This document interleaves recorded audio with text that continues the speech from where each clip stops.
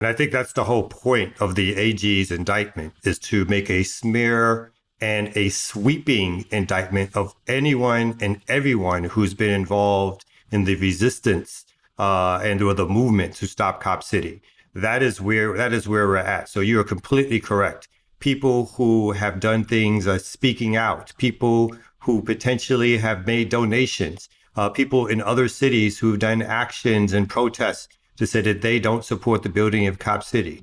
Under the ideas and theory of this particular indictment, every one of us, every one of us potentially can be charged in this conspiracy for supporting the stopping of Cop City. And so we're reaching a very dangerous precedent where basically organizers and activists and their activities are being criminalized to such an extent where everyone is at danger merely for just speaking out against the activities or the building of this government facility that no one asked for in the first place. Yeah, I'm really having trouble wrapping my head around this because I understand that there have been criticisms of RICO generally for being overly broad, and I am very much attuned to those. But it also seems that even if you accept the value of RICO in a kind of mob, mob prosecution context, the underlying crime is doing mob activities. It's selling drugs or murdering people or doing whatever, like actual crimes on the books. I'm just really struggling with how they are even framing. I don't know, maybe it would be helpful to read a little bit of the indictment because I have seen passages of it being clipped and circulated on Twitter because it's so unbelievable. The kind of wheel spinning that they do linguistically, defining terms that never seems to get, as far as I can tell, to the core of saying what is actually inappropriate outside of ancillary incidents, which again cannot be charged to the whole of what the underlying. Yeah, go ahead, Tiffany. I was gonna say I just pulled it up, and one of the passages that is sticking out to me, it says, it's talking about the Defend the Atlanta Forest Coalition. The final sentence is, the purpose of these actions is to prevent the construction of the Atlanta Police Public Safety Training Center and a movie studio, all while promoting virulent anarchist ideals. I'm sorry, is it illegal to promote anarchist ideals? Is being an anarchist now not one of the speech rights and political association rights we have as American citizens? Right. And that's what's remarkable is that in this document, the state is explicitly laying out how it is attempting to chill speech, So we know in criminal defense that indictments, especially of this size, are also messaging documents. And right. So in an indictment of this scale, there is no expectation that 61 people are convicted. There's no expectation that 61 people are tried. But what the message that AG Carr wants to send is the same message that the Georgia General Assembly has sent through some anti-protest legislation. It is, stay away from any movements attacking or addressing law enforcement or else.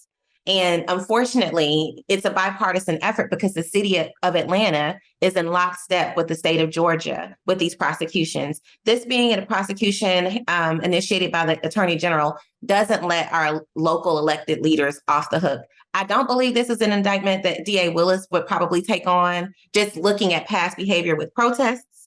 However, the city of Atlanta wants to hide behind partisan politics so that people point the finger at the Republican Party instead of, and for these prosecutions, rather than understanding that the Atlanta Police, the Georgia State Patrol, and all of these agencies are working together to attack the movement and ecosystem as it pertains to Cop City. Well, let's get into the politics of it, because I did see, I think it was in some Democracy Now! Reporting, allegations that this is retribution, that this is vengeance for the Trump indictments specifically, and that there was so much kind of frustration, horror at the nature of this particular indictment that at least one, is this true? At least one district attorney has resigned or said that she's going to have nothing more to do with the department. District Attorney Sherry Boston in DeKalb County, which is the county where the land is, has recused herself from all prosecutions related to Cop City because she says that she has philosophical differences about prosecution. She differs from the state to that end. So she pulled away from all of the cases. So this means that the Attorney General will be responsible for staffing the prosecution for all of those cases in DeKalb County, as well as the ones that he has initiated in the other county, which is Fulton County. Well, so more evidence of this being kind of very explicitly political in nature and bigger than Cop City, but more keyed into the broader social justice movement against police brutality is the fact that the start date in the indictment for the conspiracy is the start date of the George Floyd uprising. In fact, it's the date that George Floyd was murdered by the police. And so, yes, it is extremely telling that months before any organizer or activist or citizen even knew that Cop City was in the works to be built, before it was made public at all. And so there was no organizing on Cop City. They have now traced the date of the conspiracy, of the criminal enterprise, to be the date that George Floyd was killed. And then the after effects of the uprisings and organizings that happened all across this country as the date of the criminal enterprise. And so that is amazing on its face that they would do that they are basically laying out in plain sight that, as Tiffany said, any movement, any organizing against police violence will be treated as a criminal enterprise. And so that's what they're really laying out. That's why this case is bigger than different than just the politics involving Trump, because this is an attack by both Democrats and Republicans to basically go after organizers and activists who have said for now 7-10 years that there needs to be a change in how policing is done. Folks have called for abolition, for defunding, for alternatives to be enacted around public safety. Instead of listening to any of that, the authorities have instead gone after these organizers and activists with various laws across the country. And now Georgia's becoming a test ground, not only with, of course, this new recent RICO indictment, but with the use of the domestic terrorism law that was first ever used here in Georgia in terms of its enactment against organizers and activists who've been opposed to Cop City. So tell me about that. Let's get into that. What are these domestic terrorism charges? What are they characterizing as domestic terrorism in this context? So the domestic terrorism charges, especially the ones stemming from the day that the Georgia State Patrol killed Tortuguita, include things like sleeping in tents, sleeping in hammocks, sleeping in trees. There are some, so the occupation of the forest, which under the domestic terrorism statute would have to be critical infrastructure. Sleeping in the forest doesn't threaten any infrastructure, right? When you think about destroying critical infrastructure, it means blowing up pipelines, Right. Severing plumbing, these sorts of things, sewage. Right. Which, by the way, we talked about in other episodes like a year ago. They've been ratcheting up. They are, because of the climate activists recognizing that there's not going to be any political movement that is meaningful to stop the disastrous implications of climate change, are, yes, engaging in actually trying to target critical infrastructure. There has been an incredible ratcheting up of penalties for that kind of protest, which now it seems, and people warned about this, that it wasn't going to stop there with the climate protesters, that it's trickling over into any and all forms of protest. And so now you're saying that people who are sleeping in a forest and having tents and hammocks in a forest are being charged with interfering with critical infrastructure. Yes.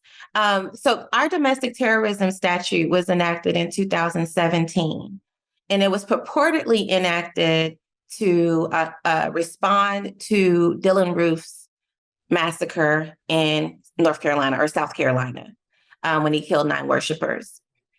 We knew then, so anytime we have new criminal penalties, we know the first place that it's visited is on Black, brown, and poor people, marginalized people. So these prosecutions are the first time in history that law has been used in a criminal prosecution. So Cop City is the first place where a statute intended to supposedly protect the same people that these protesters are protecting is being used against them. So the domestic terrorism statute also has other provisions, underlying felonies. If you want to intimidate or coerce a political actor, that can be domestic terrorism, which is should be subject to a First Amendment challenge, even that, right? But there are other provisions that can be used against these protesters because of the letter of the law. But most of the conduct alleged in those warrants is mundane, sort of like passive conduct just associated with occupying in the forest. There are other domestic terrorism prosecutions from protests that happened in the street, and those more pertain to people having fireworks and other things that are intended to intimidate, according to the government. But the bulk of the people charged were charged in DeKalb County and were charged because of their occupation of the forest. What's And the even, nature- I'm Oh, sorry, just to add one more point to it. And so there was also a bulk of people who were arrested who were attending a music festival. Mhm. So we should be clear that it's not only the actual overt actions of civil disobedience and or direct action, even when there are so-called nonviolent acts of civil disobedience and direct action, which have been led to the charges of people who have domestic terrorism charges. People who literally were on their way to a music concert were stopped, separated from each other. People who had Georgia license were let go. People who had ID that was out of state ID were arrested and charged with domestic terrorism. This is the way in which this law has been applied, or these laws have been applied indiscriminately in some ways, but also targeting certain people to create the narrative or continue to present a narrative that these are outside agitators, that these are anarchists who are coming to destroy Atlanta, and to keep the focus on the fact that there is a huge amount of people in Atlanta who've been opposed since the very beginning to Cop City being built, who have been both leadership and outspoken about the fact that they don't want Cop City built. And instead of dealing with the fact that there is opposition to the building of this facility, what they've done instead, again, both at the city level, the state level, and the county level, have decided to instead to create a narrative which says this is outside agitators and they're the ones who are coming and destroying our great Atlanta way. Yeah, I have had this exact argument with someone recently who was saying, when I brought up the overwhelming number of people who came to I'm sorry, I keep calling it a notice and comment period, but what was it? The opportunity where people had to object publicly, Public whatever comment. that. Oh, public comment. What was yes. it? I'm sorry. The public comment. Mhm. Yes. His pushback was, well, those were all out of towners. That was a coordinated political effort from outside agitators, yada, yada, yada. Can you speak to that criticism? Because I heard that coming from someone who's in the broad left community. I would say the part of the left that is engaging in some of the sympathy. Well, maybe that's uncharitable of me to put it that way. Who has been saying that the left is indifferent to victims of crime and needs to change its approach to crime, and has been opposed to abolition movements and things like that, but who still considers themselves part of the broad, let's call it a kind of Bernie left. Given that I'm hearing that from those sectors, I want to give you an opportunity to respond to that. I mean, I would say, first of all, that the people who I've seen talk about it in that way would not be people who I consider to be part of the broad left, but people who are looking to criminalize the left and to try to put themselves in front of the left and be the so-called spokespeople of reason for progressive values. Those folks don't represent left values, particularly when they're out there trying to join forces with Trump supporters and make alignment with Trump supporters against the actual left as they organize against issues of concern to people in communities. Second of all, anyone who was present, anyone who saw those two hearings back to back, those two public comments back to back at the city council, could clearly recognize the overwhelming majority of those folks were people from Atlanta They were Black people. They were brown people. There were people of faith. They were environmentalists. They were organizers. They were everyday people. There were people who lived next to where the Walani Forest is and where Cop City is scheduled to be built. These were the people of Atlanta and Greater Atlanta speaking up against the building of this police facility. Again, record numbers of people, the most ever to turn out for public comment, the most ever to come and do a demonstration inside and outside City Hall, completely ignored by the city council, and then doubly ignored by our so-called allies and friends who are really not allied with the left at all. Yeah. Yeah.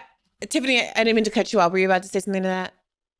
I was just going to say that the reason that some have accepted the outside agitator narrative is because the Dickens administration has engaged in a pretty robust propaganda communications campaign where not only did they canvass and knock doors and try to convince people that they want the facility, but also they have erected a website supposedly dispelling myths about the facility. And the talking points of Andre Dickens in press conferences suggests not only that these are outside agitators, but that these are rich white kids, trust fund kids. We've heard that thrown around here and there. And there's this irony because, of course, we have people in our city government who are the legacy of civil rights organizers who were called outside agitators when they went to Montgomery or when they went to Selma, when they went to Chicago, right? And so I think that it is the willingness to accept that narrative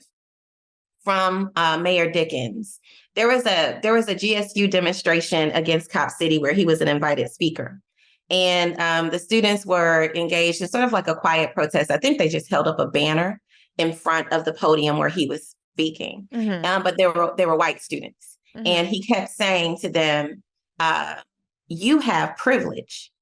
You're using your privilege, right? And so now we never hear this man speak of white privilege when we're talking about the criminal legal systems. We do not hear him talk about white privilege when we're talking about houselessness or when we're talking about poverty, or even when we're talking about education. We don't hear them raise the alarm or ring the alarm when it comes to race and racial disparities. But when it came to those students, all of a sudden, he starts attacking them on the basis of their privilege. And it's the way that neoliberals wield identity politics in a direction that obscures what harm they're really enacting on people. And this administration has been extremely aggressive not only when it comes to Cop City, we're talking about our jail. Right? We're talking about the Department of Justice investigating Fulton County. All of these are happening, and you don't hear anything from the mayor's office. But he has the most virulent and violent rhetoric when it comes to anything, even seemingly to suggest that law enforcement is on the wrong side of issues in this city. And I think for that reason, he is one of the most dangerous mayors of our time. I've worked across 3 mayoral administrations, some who are far more conservative than this mayor. But Mayor Dickens is willing to partner with people who would rather see Black people dead in a way that is alarming. And he does it with arrogance. And he has a closed door policy with his administration. There was a point where they called leaders into his office to talk about Cop City. I did not accept the invitation. We sent someone else from our organization. But the purpose of that meeting was to corral all of the leaders and try to get us on the same page, which was these were outside agitators who didn't have our best interests at heart. And no one took the bait. So then what happened next? You see him on the steps, I think, of the courthouse or City Hall with Black clergy saying that they support Cop City. But these were people who were disconnected from the broader movement. And it's becoming more and more difficult for them to have this reductive take on racial empowerment in Atlanta day by day. I'm glad to hear that we're not in like a 2017 era where people, I think, more readily fell for blackface and high place saying a thing, we're going to go along with it. I guess we can thank Obama maybe a little bit for that. And people realize that they have to have a better analysis when they experience some disappointments in the wake of his presidency. I want to come back just for a second to what we were talking about before with the domestic terrorism charges, because I have seen also one of the overt acts that is being surfaced, I think, by people who are hostile to the efforts of the Stop Cop City protesters, is the distribution of the flyers with the names of the police officers who killed Tortuga. Mm-hmm. So there is a discussion of flyers. They're being arrested for flyers. Some of the flyers, it seems, did have the names and addresses of these cops on them. I wanted you to speak to that, because I do think that's going to be one of the more polarizing bits of evidence here, where people say, well, that really is a kind of a targeting of people, if you will. Whereas the other side will obviously say, well, these people murdered a human being. And this is publicly available information. And to the extent that they feel unsafe, it's because they have committed a crime. I mean, what do you make of this? I guess I'll start. I think this is clearly what should be considered protection under so-called First Amendment rights. There's nothing illegal whatsoever against flyering. And in fact, it's supposed to be one of our grounded constitutional rights is to petition and to protest. And so for folks to be able to petition, to have targets of that petitioning, no one on the flyer said go to their house and take care of them. The flyer was, these are the people who are living in your neighborhood, the people who are responsible for the killing of an environmental activist named Manuel Tortuguita Terán. That was what the flyer was saying. Those folks were arrested and charged not only with domestic terrorism, but now also charged in the RICO statute for flyering. This is supposed to be clearly constitutionally protected speech. And at the end of the day, hopefully, a court that believes in its own constitution will decide that the charges should be thrown out even before it reaches a trial.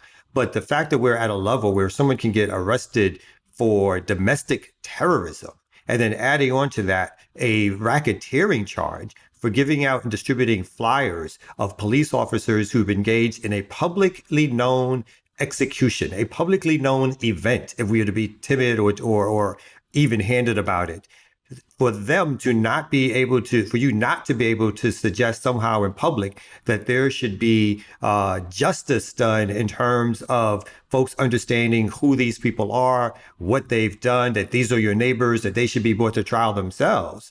That instead of that being the protected speech, that the police go out and arrest these people and then charge them. This means the police are now a judge, jury, and executioner, and that the Attorney General's office has no legitimacy in terms of being even-handed, but specifically decides whatever is good for whatever they consider to be good for the police is something that they're going to protect, and that they're going to keep making sure that people are scared and don't exercise their so-called rights.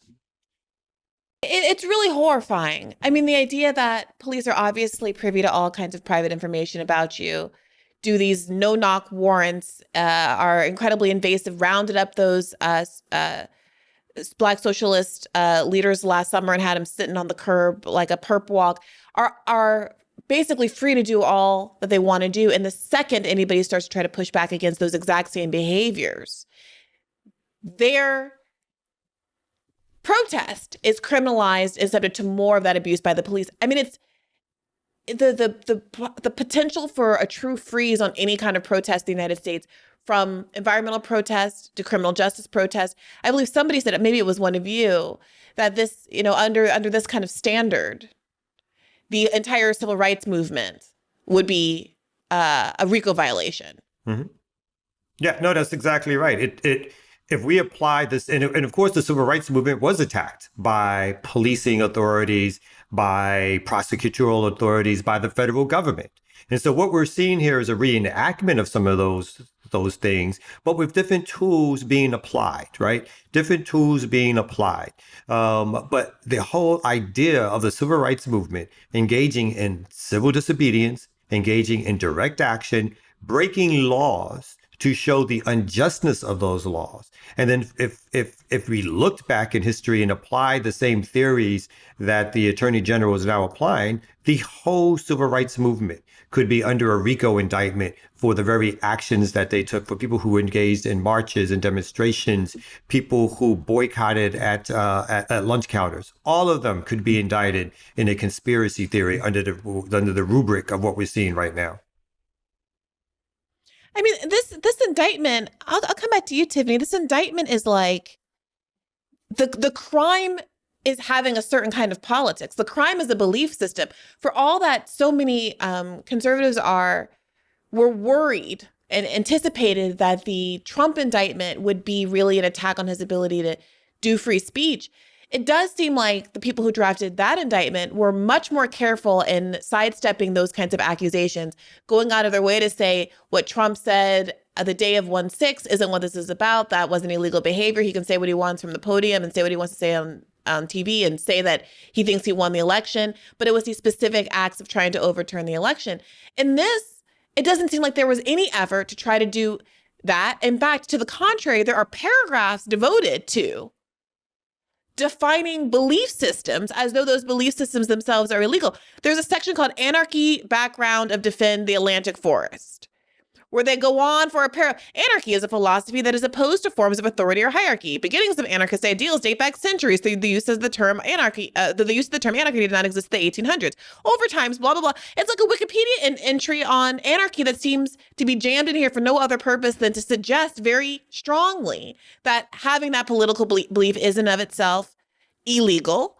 There's this wacky, I'm seeing this come up at one point on a paragraph 148 of the indictment. One of these so-called overt acts seems to be that a gentleman named Jeffrey Parsons signed his name ACAB. You're not allowed to sign your name. You're not allowed to write ACAB anymore.